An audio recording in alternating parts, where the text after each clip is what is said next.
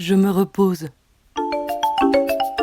Il y a quelques semaines, j'ai écrit ceci. Ouvrir les guillemets. La semaine passée a été difficile, ou plutôt en dents de scie. Je saurais pas dire pourquoi.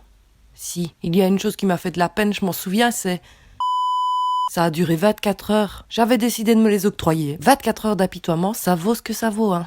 Les autres baisses de morale n'étaient dues à rien de particulier. Je trouvais ça un peu plus facile de pouvoir identifier une cause, plutôt que de se dire que c'était la situation ou encore l'ambiance générale.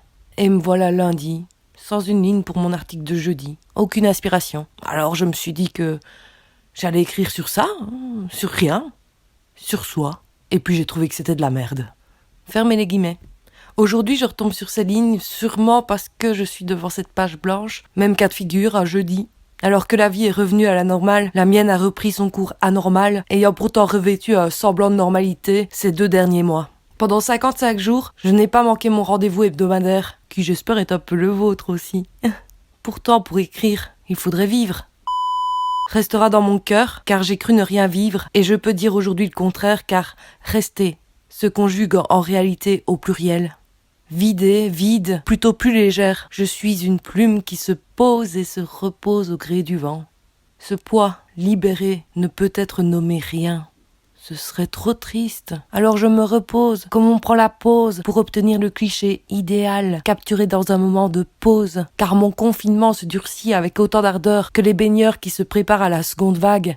Je suis figée sur cette page blanche qui divague. Elle se noircit pourtant, à l'instar de mes nuits, souvent trop blanches. L'immobilité entraîne des vents contraires, brises sur lesquelles je rêverais de me plaire.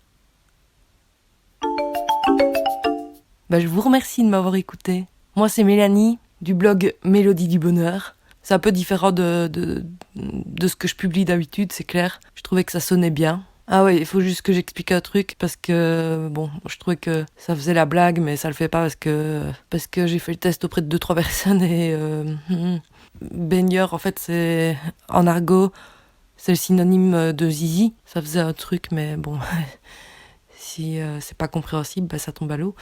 Donc voilà. Et puis tout ça pour dire que